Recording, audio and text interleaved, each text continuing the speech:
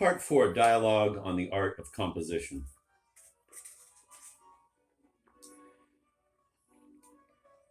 Question. I'll begin this discussion by quoting from your notes inspired by the Sleepwalkers. You say, all great works, precisely because they are great, contain something unachieved. Bach is an inspiration to us not only because of what he brought off, but also because of what he aimed for and missed. The unachieved in his work can show us the need for, 1, a new art of radical divestment, which can encompass the complexity of existence in the modern world without losing architectonic clarity. 2, a new art of novelistic counterpoint, which can blend philosophy, narrative, and dream into one music. 3, a new art of the specifically novelistic essay, which does not claim to bear an apodictic message, but remains hypothetical, playful, or ironic. End of quote. These 3 points seem to set out your own artistic project. Let's begin with the first, the radical divestment.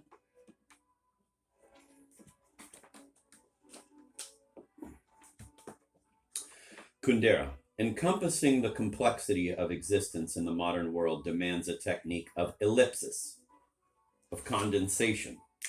And that word keeps popping up.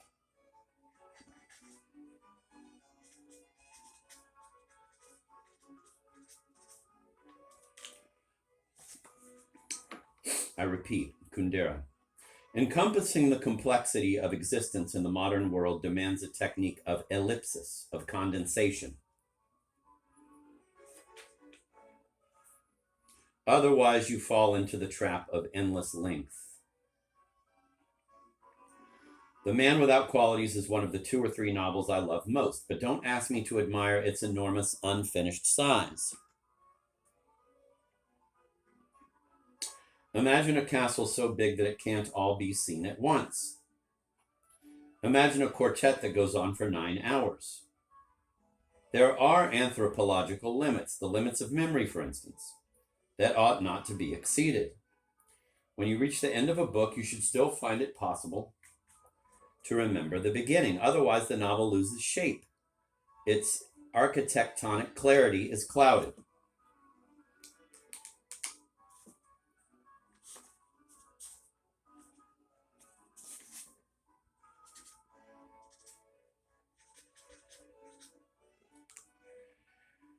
Question. The Book of Laughter and Forgetting is made up of 7 parts. If you had treated them less elliptically, you could have written 7 separate full-length novels. Kundera. But if I had written 7 separate novels, I'd have no hope of, quote, encompassing the complexity of existence in the modern world, end of quote, in one single book. This is why I see the art of ellipsis as crucial.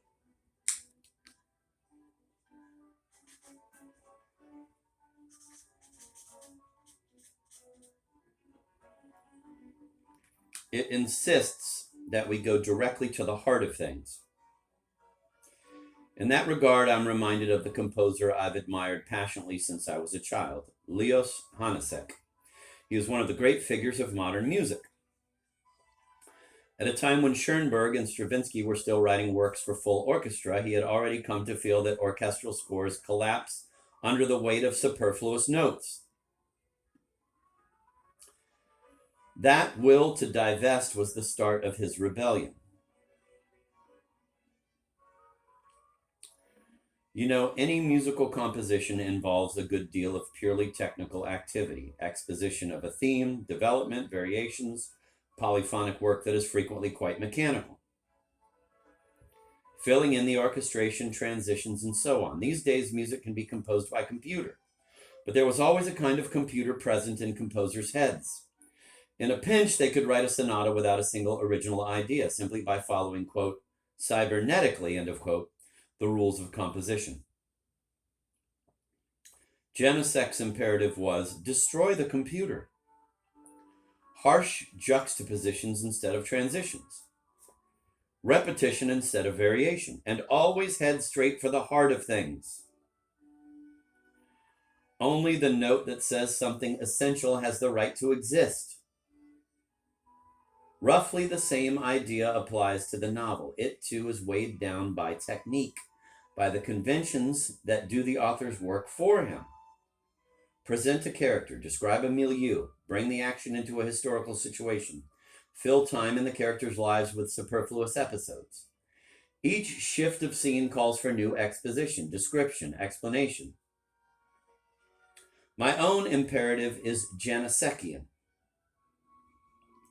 to rid the novel of the automatism of novelistic technique, of novelistic verbalism, to make it dense.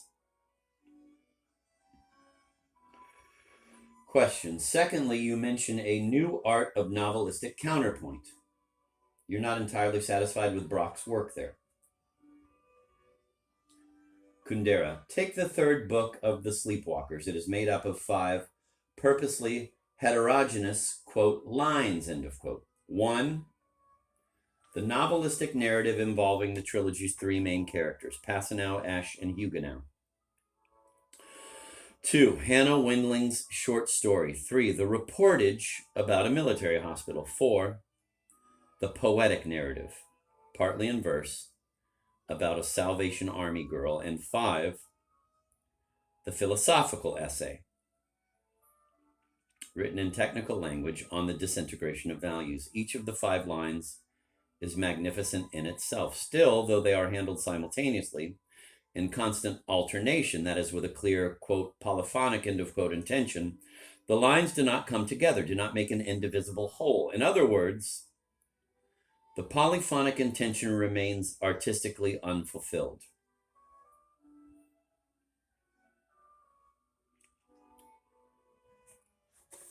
Question. Doesn't this metaphoric application of the term polyphony to literature set up demands a novel could never meet?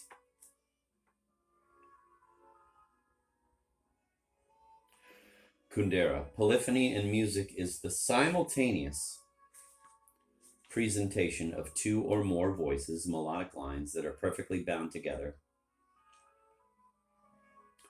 but still keep their relative independence. And polyphony in the novel, first let's set out its opposite, unilinear composition. Now, since its very beginnings, the novel has always tried to escape the unilinear, to open rifts in the continuous narration of a story. Cervantes tells the story of Don Quixote's journey, which is quite linear. But as he travels, Quixote meets other characters who tell their own stories. In the first part, there are 4 such. 4 rifts that allow us to step outside the novel's linear framework.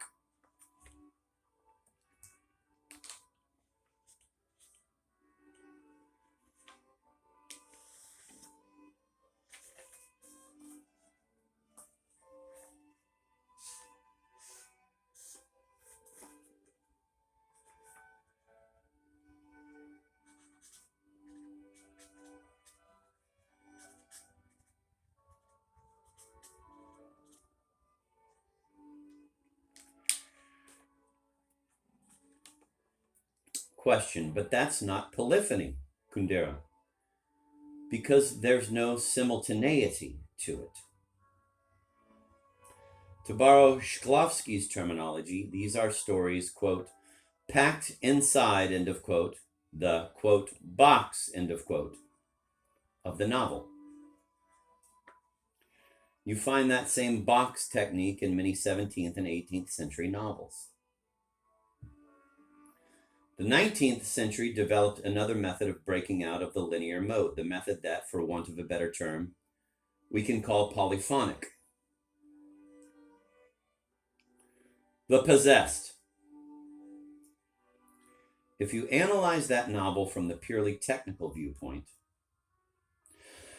you see that it is made up of 3 lines evolving simultaneously, each of which, if need be, could make an independent novel. Number 1, the ironic novel of the love between Madame Stavrogin and Stepan Berkovinsky. Number 2, the romantic novel about Nikolai Stavrogin and his amorous relationships. Number 3, the political novel about a revolutionary group. Since all the characters know one another, a subtle storytelling technique easily manages to tie the 3 lines into an indivisible entity.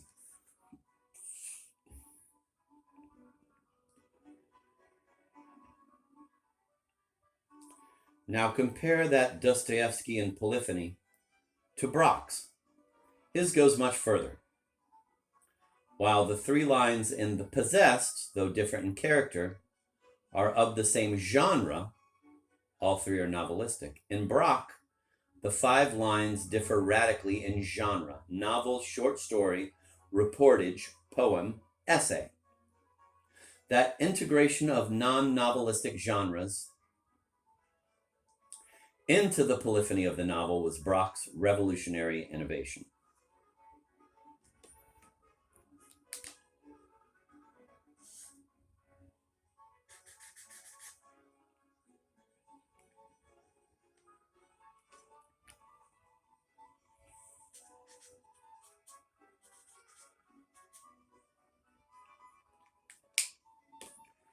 Question: but you say those 5 lines are not adequately welded together.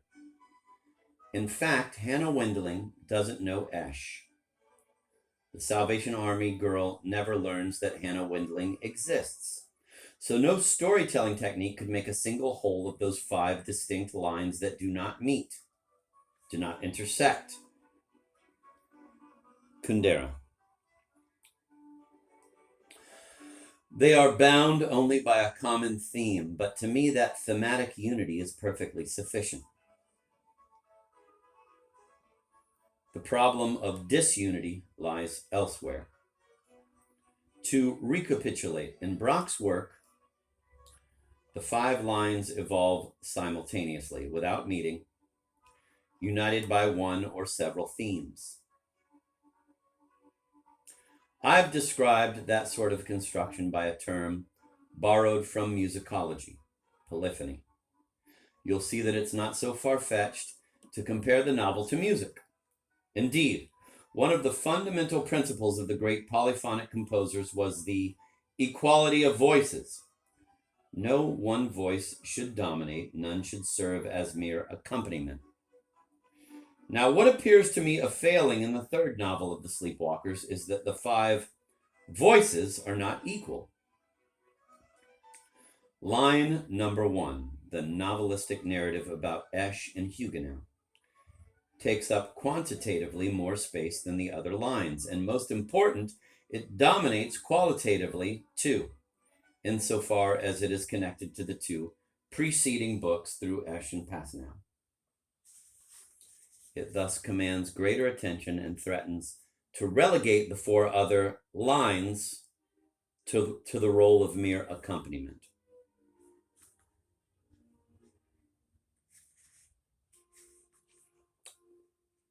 A second point. Whereas a Bach fugue cannot do without any one of its voices, we can easily imagine the Hannah Wendling short story or the essay on the disintegration of values as separate, freestanding texts whose deletion would cost the novel none of its meaning or intelligibility. Now, to my mind, the conditions sine qua non for counterpoint in the novel are, first, the equality of the various lines, and second, the indivisibility of the whole. I remember the day I finished part 3 of The Book of Laughter and Forgetting, the part called The Angels.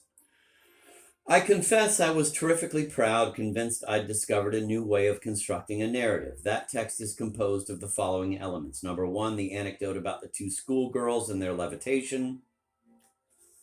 Number 2, the autobiographical narrative. Number 3, the critical essay on a feminist book. Number 4, the fable of the angel and the devil.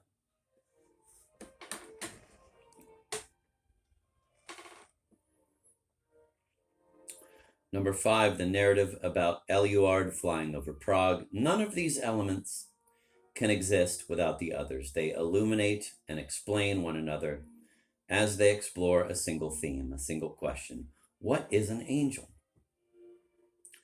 That question is the one thing that holds them together. Part 6, also called The Angels, is composed of, number 1, the onaneric narrative of Tamina's death. Number 2, the autobiographical narrative on my father's death. Number 3, musicological reflections. Number 4, reflections on the epidemic of forgetting that is ravaging Prague. What is the connection between my father and Tamina undergoing her torment at the hands of the children? To invoke the Lautréamont phrase that the Surrealists loved, it is, quote, the encounter of a sewing machine and an umbrella on the dissecting table, end of quote, of the same theme. Polyphony in the novel is much more poetry than it is technique. Question. In the unbearable lightness of being, the counterpoint is less apparent.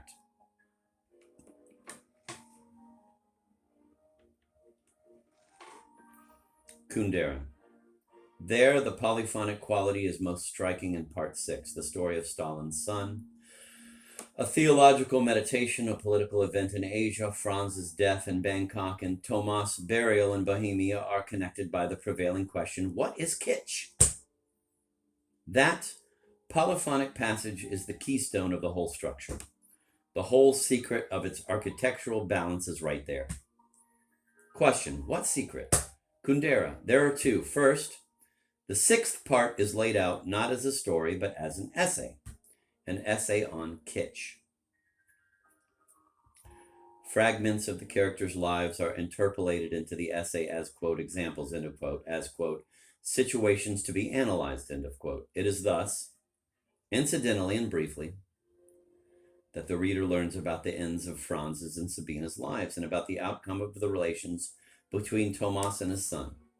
That ellipsis lightens the structure tremendously. Second, chronologic displacement. The events of part 6 occur after the events of the 7th and last part. Because of that dislocation, the last part, despite its idyllic quality, is flooded with a melancholy that comes from our knowledge of what is to happen.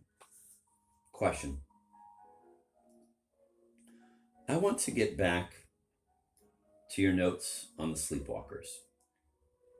You've expressed some reservations as to the essay on the disintegration of values. Because of its apodictic tone and technical language, you say, it could be taken as the ideological key to the novel. Its truth, transforming the whole Sleepwalkers trilogy into the mere novelized illustration of one grand idea. That is why you discuss the need for an, quote, art of the specifically novelistic essay, end of quote.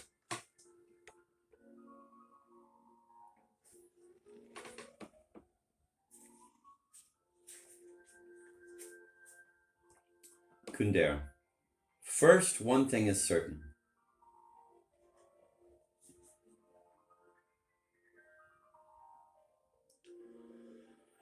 The moment it becomes part of a novel, reflection changes its essence. Outside the novel, we're in the realm of affirmation. Everyone is sure of his statements. The politician, the philosopher, the concierge.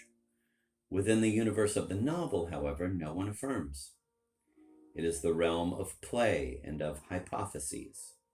In the novel, then, reflection is essentially inquiring, hypothetical.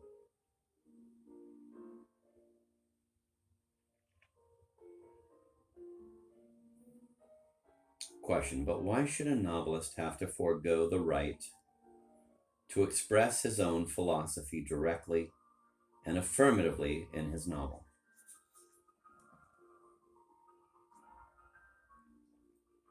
Kundera.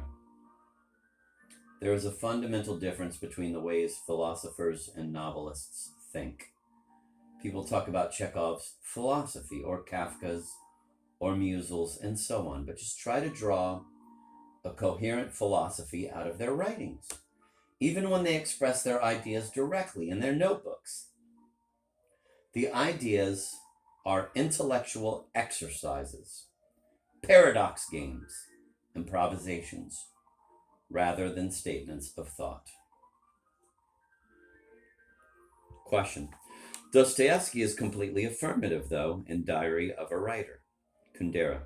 But that is not where we find his best ideas. He is a great thinker only as a novelist. which is to say that in his characters he is able to create intellectual universes that are extraordinarily rich and original. People tend to find in his characters a projection of his ideas. Shatov, for instance. But Dostoevsky did his best to guard against that. The first time Shatov appears, he is characterized quite cruelly. Quote, he was one of those Russian idealists who, suddenly struck by some immense idea, are left dazzled by it, often forever.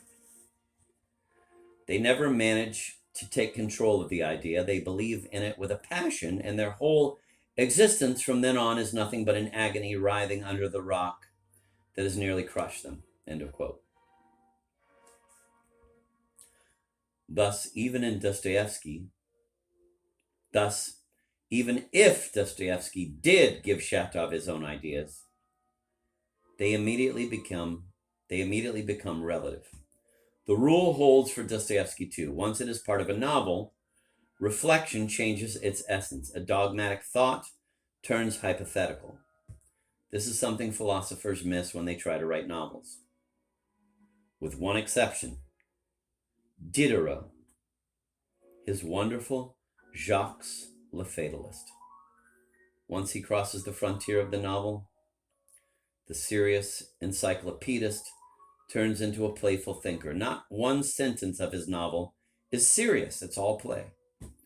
That is why that novel is shamefully undervalued in France. Actually, the book epitomizes everything France has lost and refuses to retrieve. These days, the French like ideas better than works, and there is no way to translate Jacques le Fatalist into the language of ideas.